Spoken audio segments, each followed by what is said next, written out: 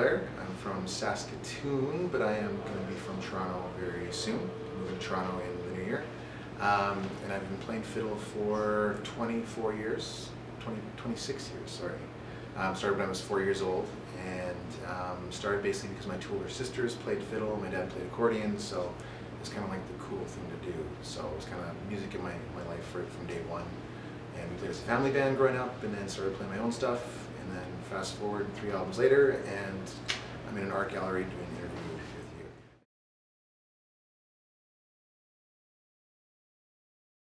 The big thing was like just being around it all the time. Like my family was all musical, and obviously my parents' friends were very musical. So I remember right from when I was 2 years old, 3 years old, like those little small kind of memories that you have.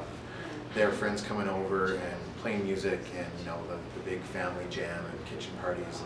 So I mean, just being immersed in that when you're a kid, that's your idea of socializing, and being able to be included in those kind of things is what you strive for when you're a kid. She's like, I want to be able to play with them and socialize in that kind of context. So I think just being kind of immersed in it and with the family, that's all musical, was kind of key.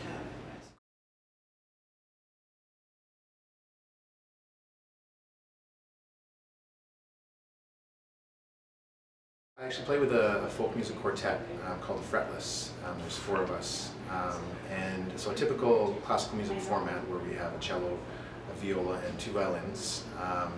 We don't play classical music, we play folk music. So we play basically all different genres of folk music, whether it's Irish or Scottish or like Canadian old time or some American old time. And we do some arrangements of some vocal songs and get guest vocalists to sing with us as well. So it's kind of taking, I guess, the format of a classical music quartet and kind of just changing it and tweaking it and playing a different style of music that people really haven't heard in that format. Right. And it's fun. I mean, people are really receptive and don't really know what to expect when they first kind of see us hit the stage and when they push play on the CD, and then they're instantly warmed up because it's just a like folk music. It's fun, and there's a lot of, I guess, history with a lot of the music that we play.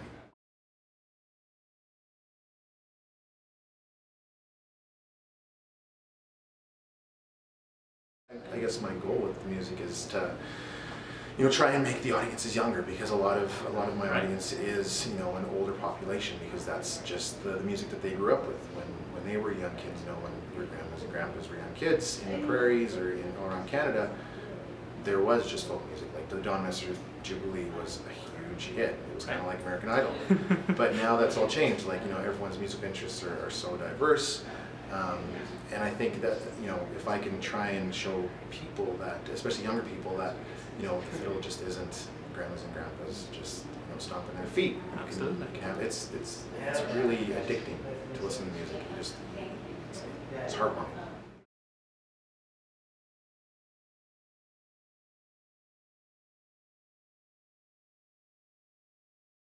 Mine's a little bit different than a typical, I guess, professional musician. I mean, for example, in the quartet I play with, I'm actually the only member that didn't go to Berklee School of Music.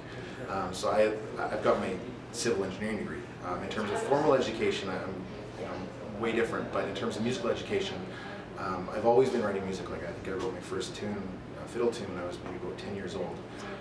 And just the ability to create was something that was always kind of inspiring to me. It's just like, there's no right or wrong in creation. It's your blank canvas to do whatever you want with it. So that has always inspired me, and then to try and look into the music that I've learned, like other people have written, and say like, wow, like what are they doing there to make this tune have that feeling or that emotion or whatever it is. So just really kind of digging deep into music and trying to figure out, what brings those emotions and those feelings with the music. So I think that's I'd say the biggest education that I've kind of just self-inflicted, I guess. And for better or for worse, because at times I'm just, trying to write a piece of music and it's just not working. You kind of have this writer's block. But there's other times when you sit down and it just flows, and there's no explanation.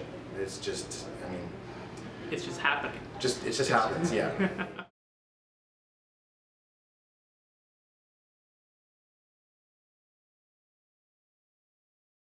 This is a newer piece of advice for me, just based on, I guess, some books that I've been reading and just kind of my creative spirit.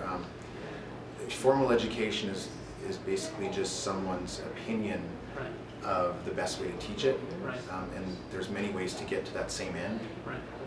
So I would say basically don't let, whether it be formal education or the confines of this is right or wrong, Right. restrict your creative spirit.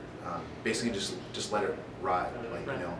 don't be afraid to be wrong. If the second you're afraid to be wrong, you're confining your creative freedom, right? Right. You just have to just keep going, and as soon as someone says, no, you shouldn't be doing that, that's when you got to push forward. If you feel it's right, just keep going.